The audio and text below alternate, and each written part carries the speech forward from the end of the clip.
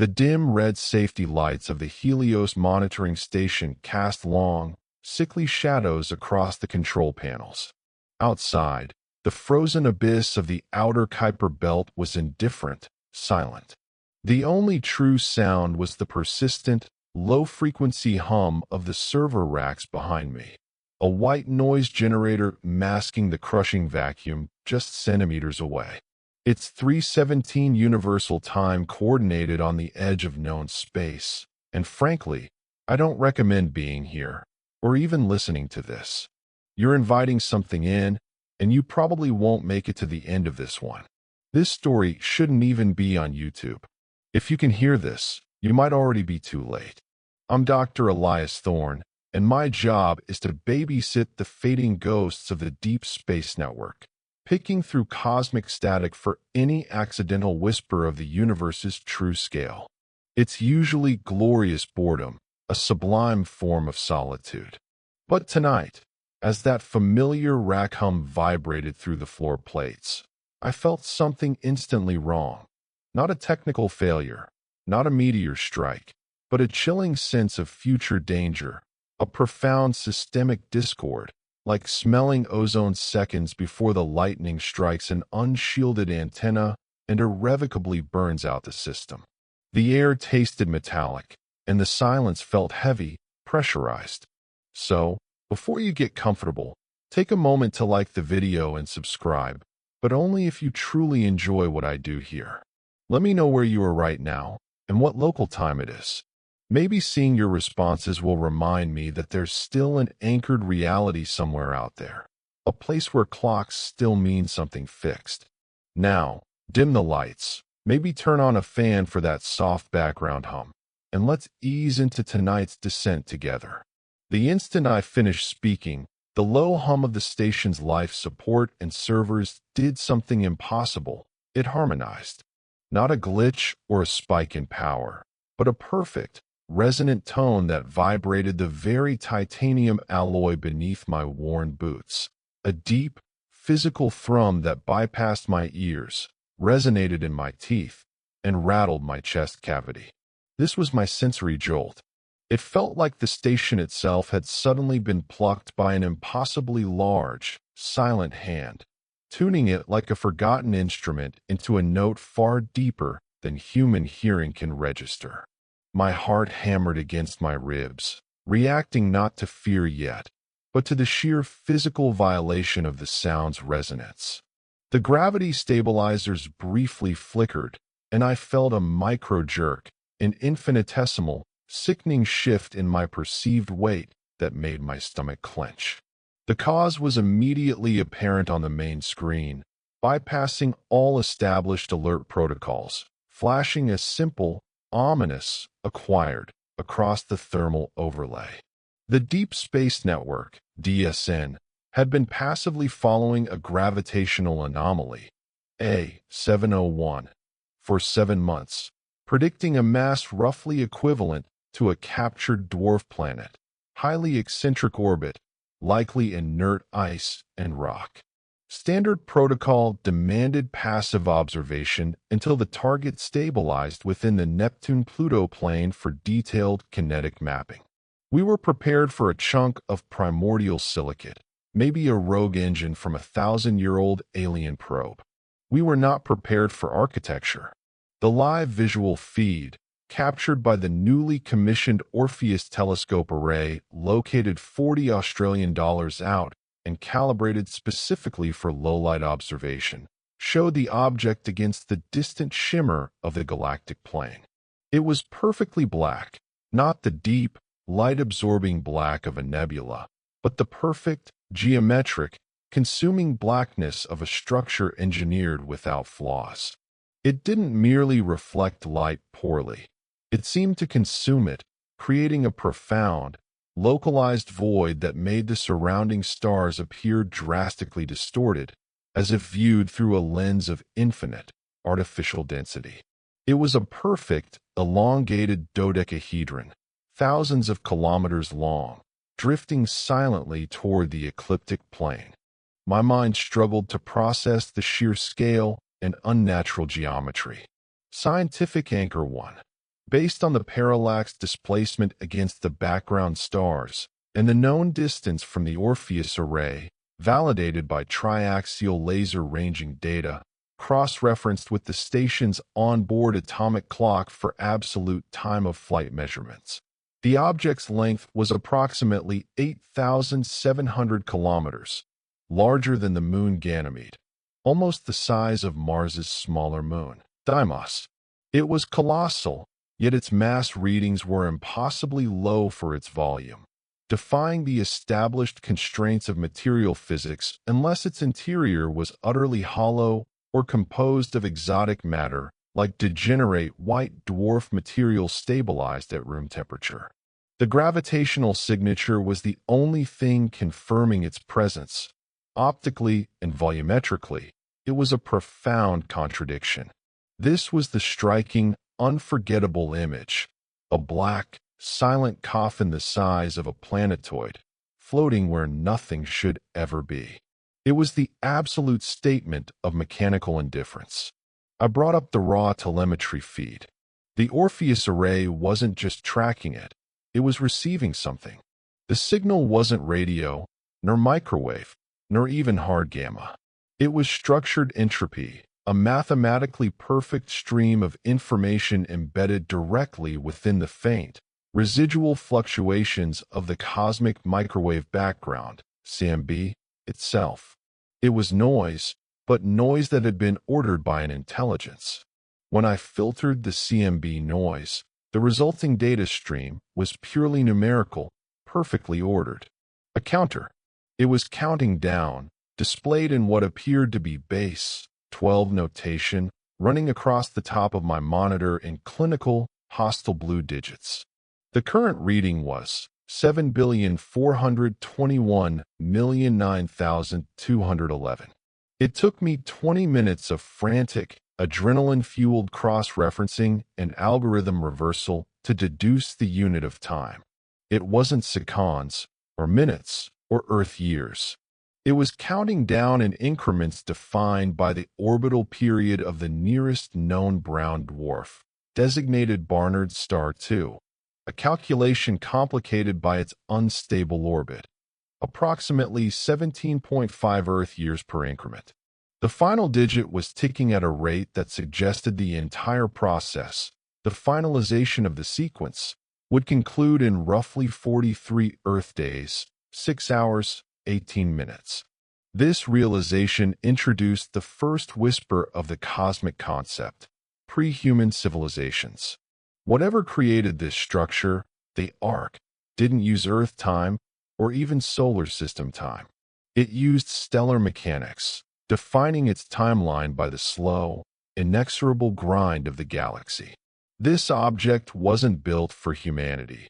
It was a mechanism of the void, older than the classification systems we use to observe it, perhaps predating the formation of Sol itself.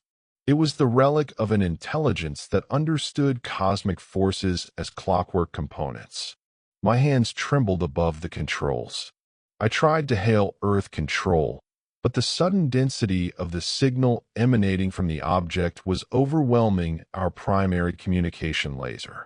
It was not jamming. It was a torrent of sheer informational gravity that consumed and drowned out everything else, reducing my desperate, high-powered laser pulse to meaningless static. The arc was utterly indifferent to us, yet its very existence was now screaming directly into our sensitive instruments. I zoomed the visual spectrum, applying advanced spectral filtration usually reserved for analyzing distant quasar emissions. The surface of the dodecahedron was seamless, without ports or seams, polished to an impossible, deep gloss. Yet, embedded within its geometric flanks, I could faintly perceive markings, not writing, but dense, overlapping geometric patterns that looked less like symbols and more like crystallized mathematics. They were impossibly complex, mapping topologies that seemed to require more than our familiar 3 dimensions to fully appreciate, shifting in orientation subtly as I watched. Viewing them caused a sharp, cold ache behind my eyes, a feeling of neural overload. The chilling thought settled heavily in the silence of the Helios. This structure had been here for perhaps millennia, silently coasting the edge of our solar system, an invisible passenger. It only began counting down when it reached a specific, calculated vector, a rendezvous point determined eons ago, perhaps by the slight gravitational pull of the Oort cloud itself. I stared at the counter, the blue numbers stark against the screen, 7,421,009,210. My curiosity had turned icy, sharp, replacing initial panic. I wanted to understand the mathematics, the engineering, the why. But the deeper I looked into the raw data stream, the more my certainty about observable physics eroded. The calculations for its trajectory suggested it had originated far outside the galactic plane, perhaps even outside the local group, arriving here only recently in cosmological terms, moving with a speed and inertia that should have torn our sensors apart. I found myself muttering into the static-filled comms interface, a realization that chilled me far more than the black void outside. I don't think the universe ever meant for us to know this structure was even possible, let alone that it was counting down to something that defined existence itself.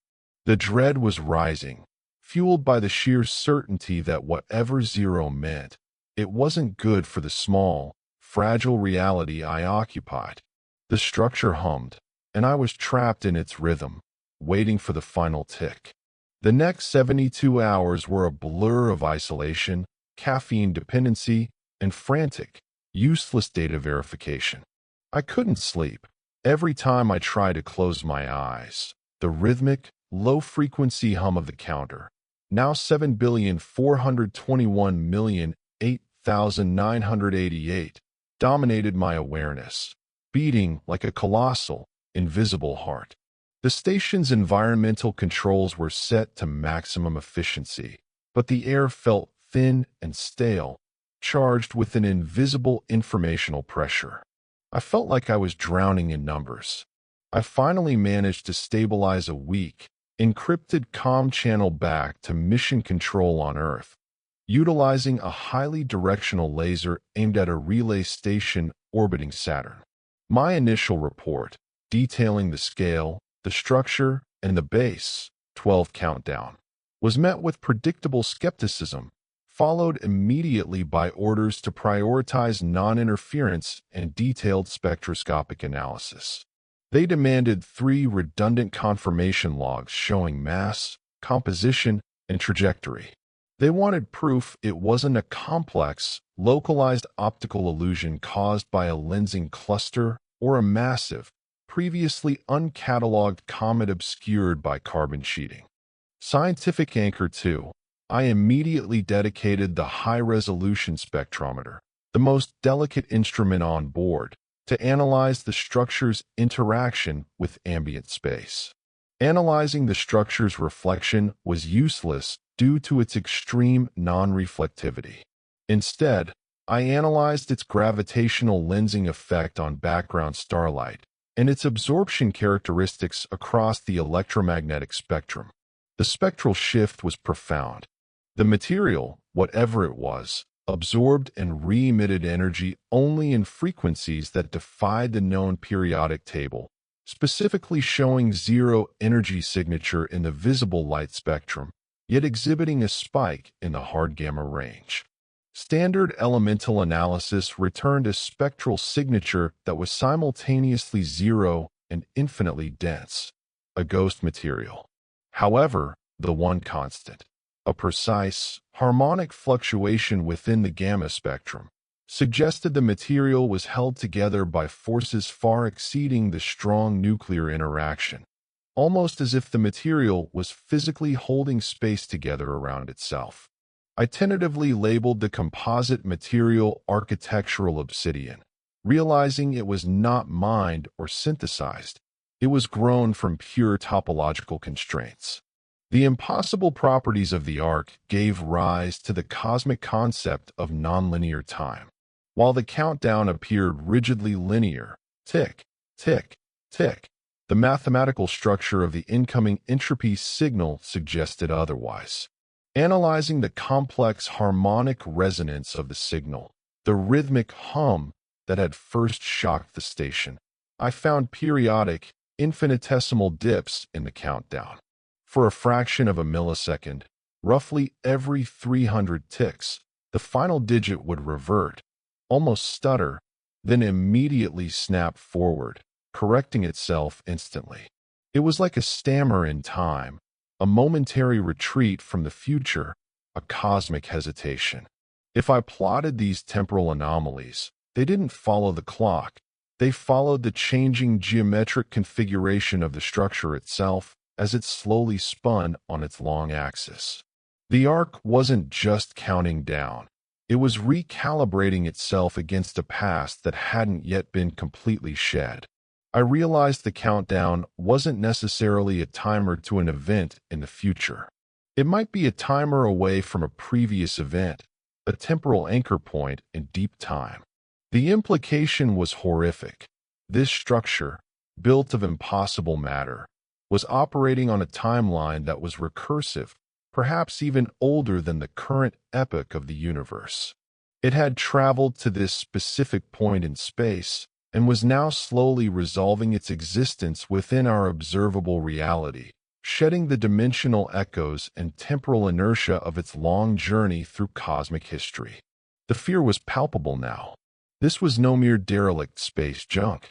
It was an active, impossibly complex mechanism, and its operation was driving me towards the abyss of genuine terror.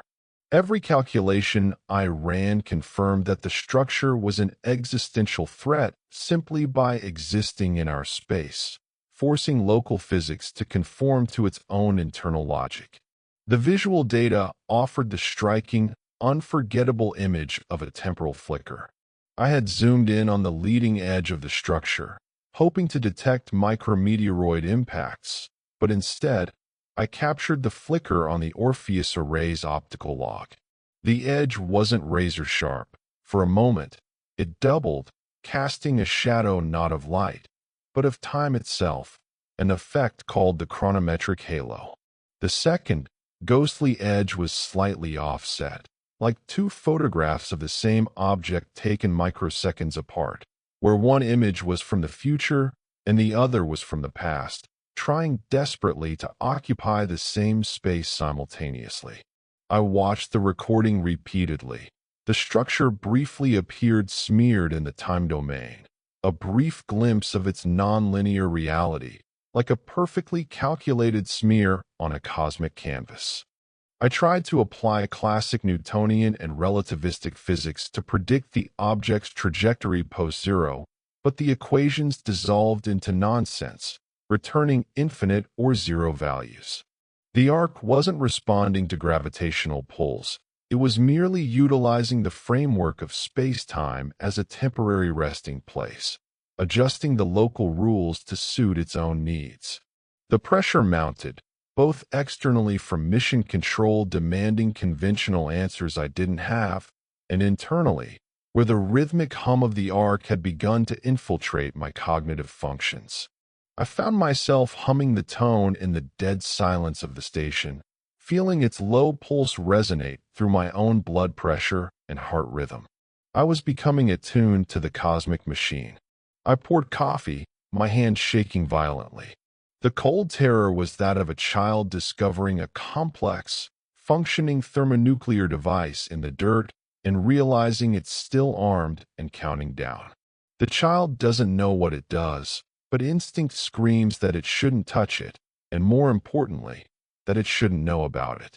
I typed out a long, rambling explanation to mission control, detailing the spectral contradictions and the temporal distortion detected by the causality monitor. I stopped halfway, deleting the entire 4,000-word file. They wouldn't believe me. They would assume fatigue and paranoia, and they would demand I power down the Orpheus Array for mandatory system maintenance, classifying the target as a sensor ghost. That would be catastrophic. The arc demanded observation, if only to record the universe's quiet, logical end. I stared at the black structure, perfectly still on the screen, a monument to alien mathematics, a declaration that reality was only a suggestion. I don't think the universe ever meant for us to know that time could be edited or that the past could attempt to pull the present backward into a previous state of being, destabilizing the flow of causality. The only certainty was the merciless decrease in the counter, drawing me closer to the event horizon of absolute cosmic change. The countdown continued its relentless march, 7,421,008,550. My sleep cycles were completely destroyed, replaced by brief, disturbing episodes of hypnagogic hallucinations, flashes of non-Euclidean geometry pressed into my subconscious, shapes that hurt to look at even with my eyes closed. The station's environmental control system, usually a comforting white noise, now seemed to filter and shape the ark's resonant frequency, turning the internal silence into a palpable, informational pressure that pushed against my eardrums. The fear transitioned into paranoia, fueled by the isolation and the pervasive feeling of being known by the structure. I started noticing things that weren't there. The emergency lights seemed to be shifting in color slightly, transitioning from red to an impossible, deep violet hue when I wasn't looking directly at them, an observation confirmed by the optic sensors when I pointed them internally. The metal grating of the floor felt soft beneath my feet, almost pliable, the texture changing under my weight, as if the station's rigid structure was subtly yielding to the external pressure of the signal. Scientific Anchor 3. The signal emanating from the arc was intensifying exponentially, finally reaching a measurable energy threshold that threatened to overload our shielding. It wasn't electromagnetic in the classic sense, but a highly localized, ultra-high frequency, hard gamma burst. Analyzing the localized gamma radiation levels confirmed a massive energy output focused in a narrow, targeted cone aimed directly at the Helios station. However, the energy wasn't ionizing my station or frying the systems. It was being meticulously structured by the ark's surface geometry. The gamma rays were acting as a carrier wave for the pure entropic data stream. This structured radiation was, quite literally, forcing consciousness into my receiving instruments, and more distressingly, into my own brain. This confirmed the cosmic concept, consciousness fields. I realized the countdown wasn't just a number, it was an activation sequence, and the increasing gamma radiation wasn't intended for physical destruction. It was intended to establish a direct, biological neural link. The arc was broadcasting pure, unadulterated information directly into the localized magnetic fields of the Helios, bypassing all standard reception protocols and filtering systems. And because the Helios was built to be highly sensitive to ambient cosmic fields, I, the sole occupant, was acting as the final, sensitive, and now unwilling biological receiver. The information wasn't in a human language, but it was structured data, highly compressed and entirely visual in my mind.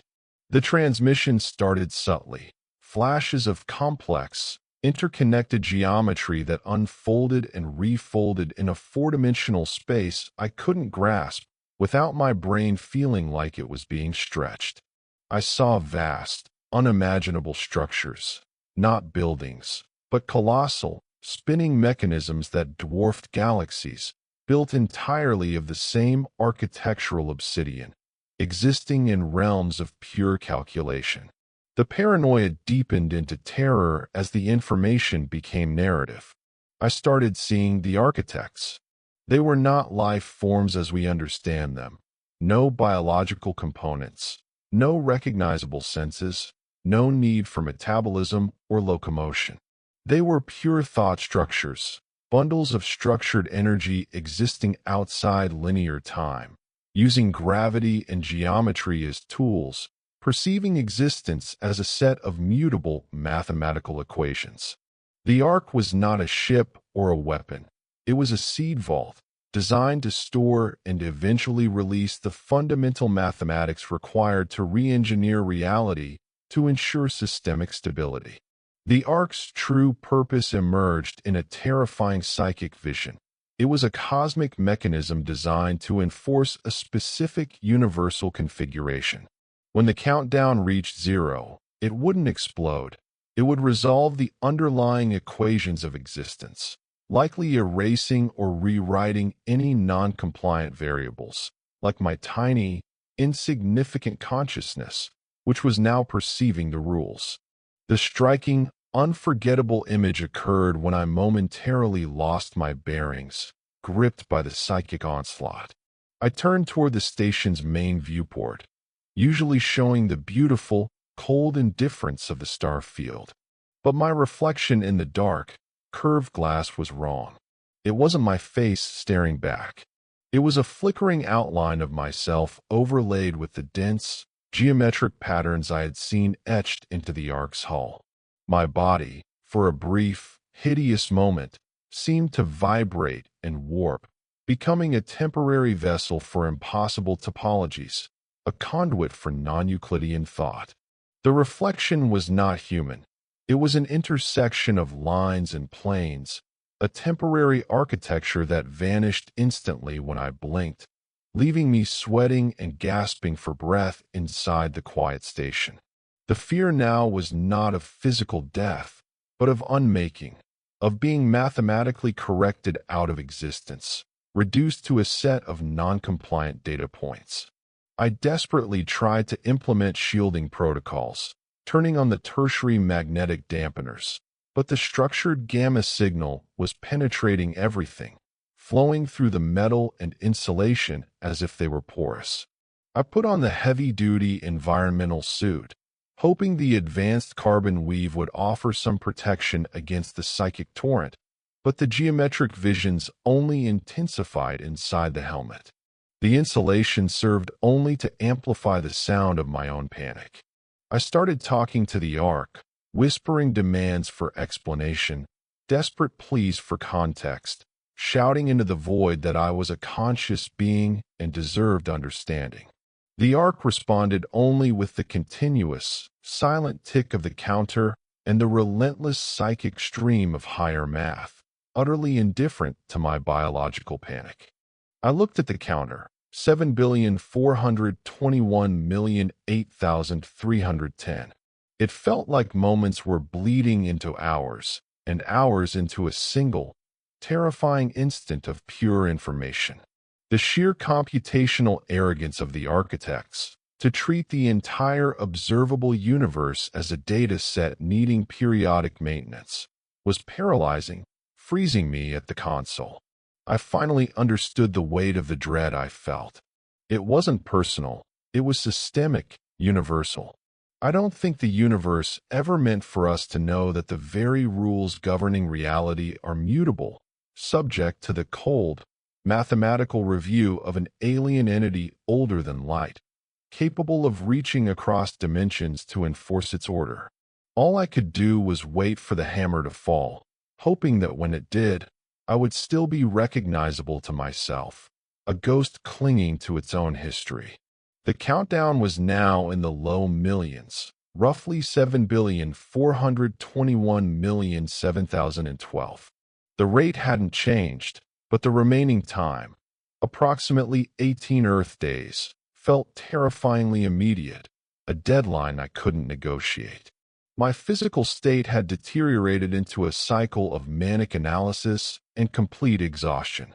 I was subsisting on nutrient paste and adrenaline, constantly checking my vital signs which, impossibly, remained absolutely stable despite the extreme cognitive load and lack of sleep. It seemed the Ark was indeed preserving my biology specifically to receive its final transmissions, keeping the antenna functional until the broadcast completed. My mental landscape was permanently altered. The pure fear had begun to give way to a profound, sickening awe, the dawning comprehension of magnitude that turns terror into cold, rational worship.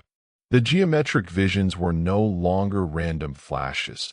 They were becoming coherent, forming a map of the structure's internal workings, and more terrifyingly, a map of the local cluster's destiny. Scientific Anchor 4. The gravitational readings around the arc reached a critical inflection point. General relativity predicts gravitational wells based on mass and energy distribution, defining the smooth curvature of spacetime. The arc, however, was actively contradicting this, not through traditional forces, but through calculated dimensional interference. My instruments showed localized, violent warping of spacetime, measured not in solar masses, but in extreme, rapid fluctuations at the Planck scale, the base level of all reality. It wasn't just pulling space, it was folding it, creating temporary microsingularities that appeared and vanished instantaneously around its edges. The data suggested the structure was acting as an interface for gravitational forces originating outside of our four-dimensional constraints, a massive pump drawing energy from a larger, more stable manifold, a realm where gravity was merely potential energy. This physical manifestation of impossible physics introduced the cosmic concept of extradimensional beings, the architects. I finally understood their true mechanism. The arc was not a seed vault. It was a tuning fork, or perhaps more accurately, a massive, cosmic alignment mechanism. It wasn't meant to rewrite our reality completely, but to bring it into absolute resonance with its higher dimensional counterpart. When the countdown hit 0, the two realities, the stable, infinite master system, and our temporary, flawed local instance, would momentarily overlap, and the smaller, less stable iteration, ours, would be forced to conform to the master blueprint. The architects existed in the stable, higher dimension, observing their smaller iterations through mechanisms like the arc, using them to ensure the structural integrity of the macro system. The realization hit me with the force of a supernova. I wasn't watching a cosmic anomaly.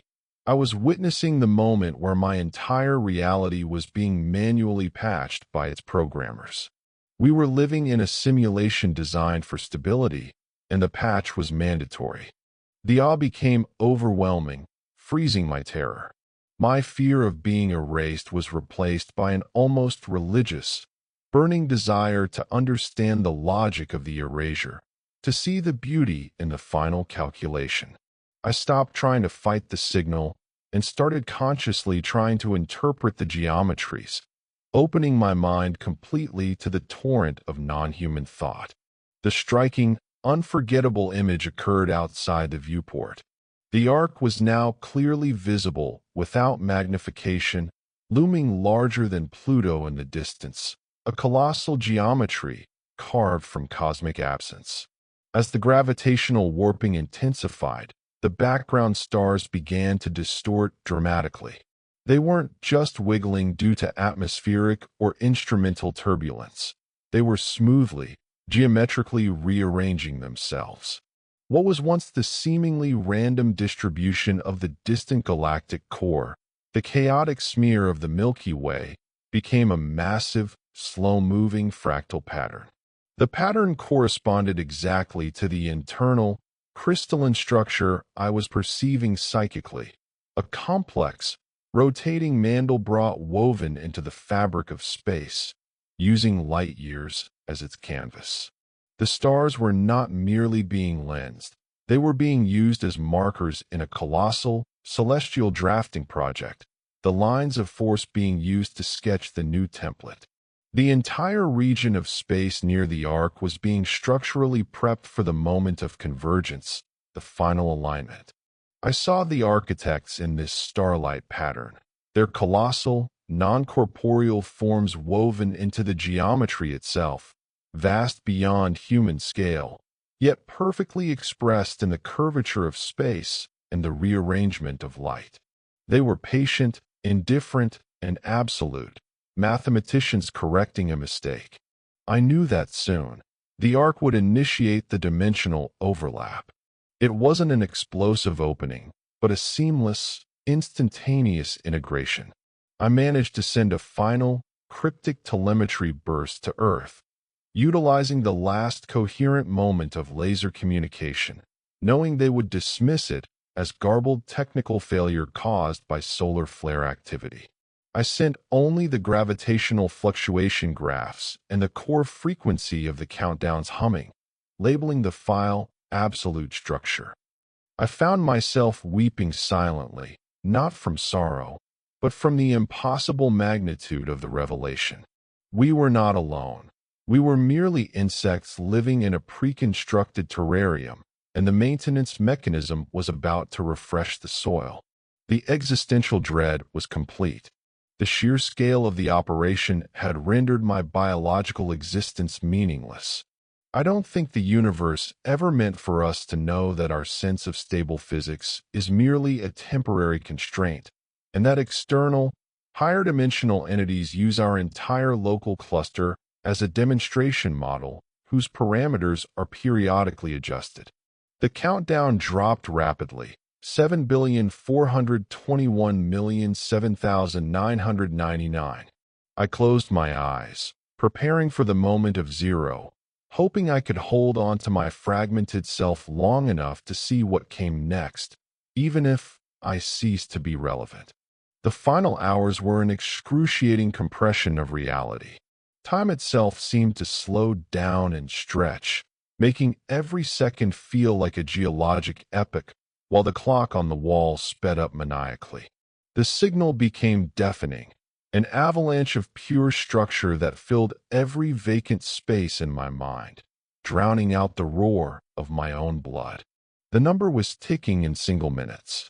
The station's internal lighting failed completely, the safety lights extinguishing in a sequence of electrical spikes, leaving me illuminated only by the cold, hostile blue light of the countdown display. 7,421,005. 5 minutes remained. I stood by the viewport, staring at the Arkansas. Its surface was no longer pure black. It was shimmering, vibrating at a frequency that translated visually into an oily, impossible spectrum. Colors that tasted metallic and sounded like geometric progression, a perfect, liquid topology. The star patterns held static, frozen in their perfect, vast fractal arrangement, the universe holding its breath. Scientific Anchor 5. I watched the station logs as the countdown hit its final second. The event was instantaneous, and it wasn't a physical force. My causality monitor, a sophisticated device designed to detect precognitive energy pulses by measuring localized entanglement states, went absolutely chaotic. It recorded an event, the zero state, and then, 47 milliseconds after the recording, it received the telemetry data confirming the event was logged. Causality had reversed itself within a local field. The signal confirming the event arrived before the event itself was formally witnessed by the instruments. Time was collapsing into a nonlinear moment, looping back on itself to ensure the correct sequence. The cosmic concept of cosmic recursion overwhelmed my senses, flowing from the instant causality fractured. The countdown didn't stop, it didn't reset to zero. Instead, the final number, 000,000, was instantly replaced by an infinitely dense string of symbols and mathematics that unfolded itself in a wave of lightless energy, collapsing back into a perfect, massive zero. The void, the origin point, the clean slate. The arc didn't open or fire anything. It merely resolved the equation it represented. In that split second, I saw it all. I didn't see the future. I saw the true nature of the universe's mechanics. The arc was the seed that was planted in every cycle of universal expansion. When the countdown reaches zero, it initiates the fundamental framework for the current iteration of reality, stabilizing the physical constants, dictating the speed of light, and setting the initial conditions for galaxy formation. We are living within the echo of the Ark's most recent resolution, a calculated aftermath. The vision was the striking, unforgettable image. I saw Earth, not through a telescope, but through the structure of time itself, perceived as a mathematical function. It was millions of light years away from my physical position, and yet I saw it not as it is now, teeming with life, but as it was 4 billion years ago, a pristine, molten sphere cooling under a sterile sky. And simultaneously, I saw every single moment of its history, every death, every birth, every civilization, every war, every molecule, superimposed as a single, terrifying block of perpetual existence, fixed and immutable. I wasn't watching the universe. I was seeing the source code, the hard boundaries of existence. The architects weren't rewriting reality. They were ensuring its faithful, consistent rerun, maintaining the integrity of their larger system. Every cosmic cycle, every galaxy, every particle obeyed the template released by the Ark at the moment of its resolution. And I was now a conscious observer within the system, a data error that had managed to read the code during the execution window. The realization brought a quiet, crushing despair. Free will was an illusion, a localized computational error within a deterministic system. We were merely complex functions running within the geometric constraints established moments ago. Our lives were simply the inevitable output of the parameters set by the architects. My perspective shattered. I wasn't Elias Thorne sitting in the Helios station near Pluto. I was a point of observation, existing across multiple temporal slices simultaneously, tethered only by the hum of the fading signal. The awe was total, paralyzing, and completely detached. The universe was not chaotic. It was perfectly, mathematically ordered, and its order was absolute, inescapable tyranny. My final thought before the reintegration: the detection logs registered a complete cessation of all background cosmological noise.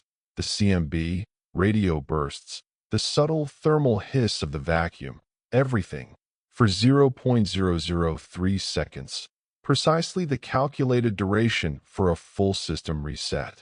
A moment of true, absolute silence before the noise of existence began running again, refreshed and reordered, the cycle complete.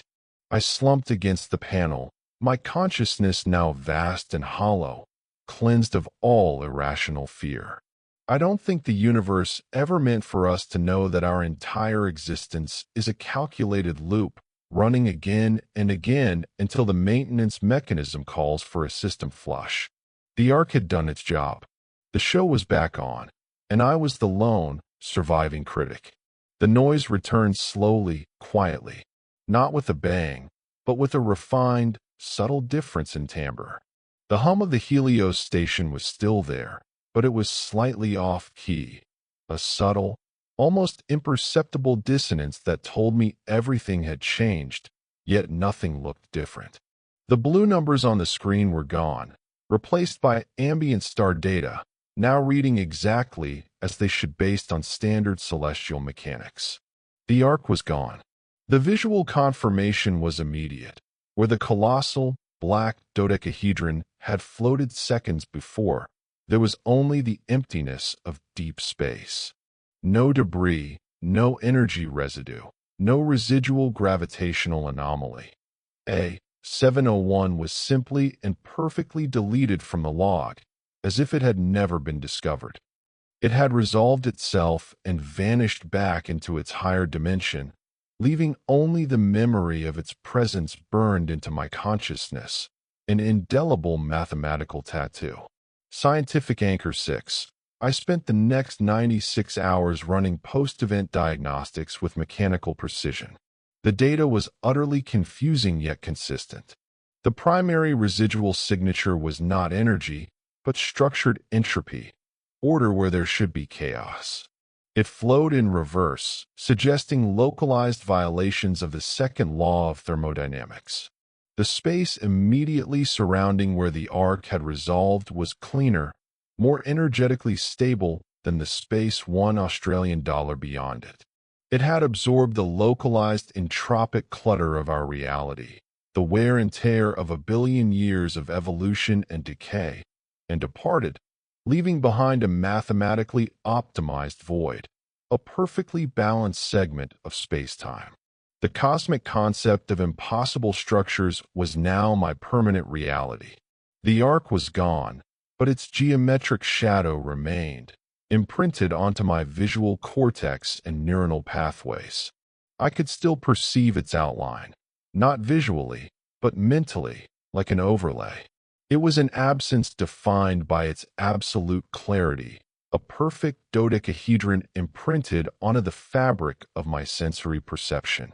I could look at the stars and instantly map them onto the six faces of the invisible arc, understanding their true celestial coordinates within the recursive, engineered pattern. Every star was a pinprick on the architect's drafting board. My quiet resolution was total. I was permanently connected to the framework, the single, imperfect antenna left behind in the reset. I had achieved a terrifying, unwanted enlightenment. I tried to resume standard operations, running checks on the atmospheric pressure, the propulsion systems, and the solar collectors. Everything read nominal, functioning perfectly within the new, refreshed parameters. The only thing that wasn't nominal was me. I moved with a cold, mathematical precision, devoid of the biological panic that had previously consumed me. The awe had settled into a terrible, absolute knowledge that transcended mere human emotion. I realized that the architects didn't hate us or intend to harm us. We were simply variables they had to periodically reset to maintain the integrity of the master equation. My survival was not a mercy. It was an oversight, a single photon that managed to escape the reset field. By observing the moment of resolution, I had become an anomaly that now perceived the architecture behind the universe, trapped between the system and the code. The striking, unforgettable image that will haunt me forever is the moment I looked down at my hands.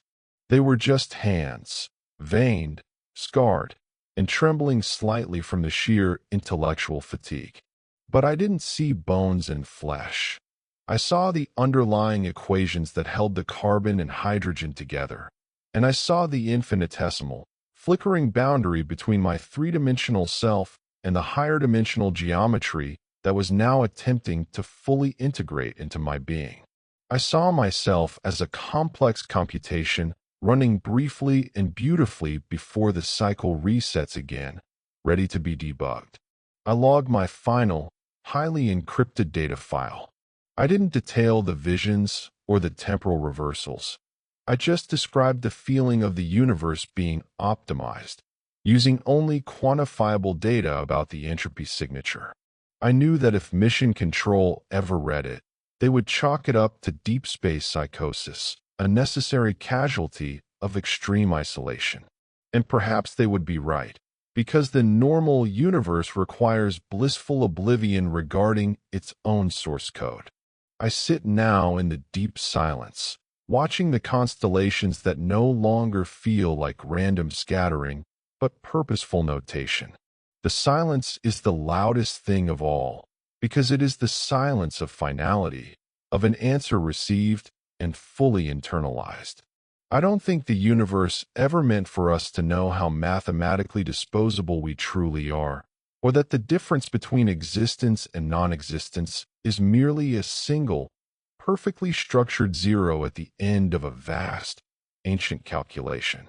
I am the sole recipient of the dread, and now, the absolute, cold peace that follows the realization that everything is inevitable.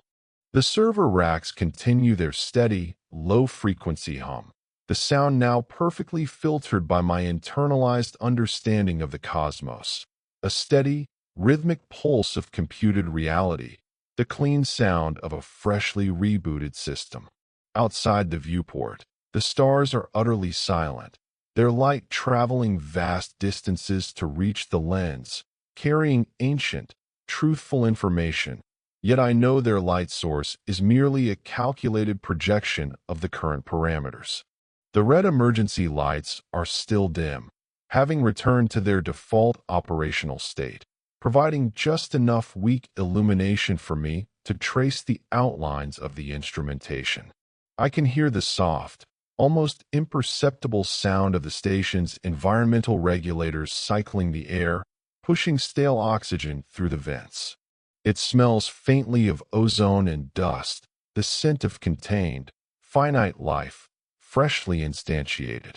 My physical senses return to their normal bounds, perceive a quiet, controlled environment, utterly oblivious to the systemic tyranny I now witness at every second.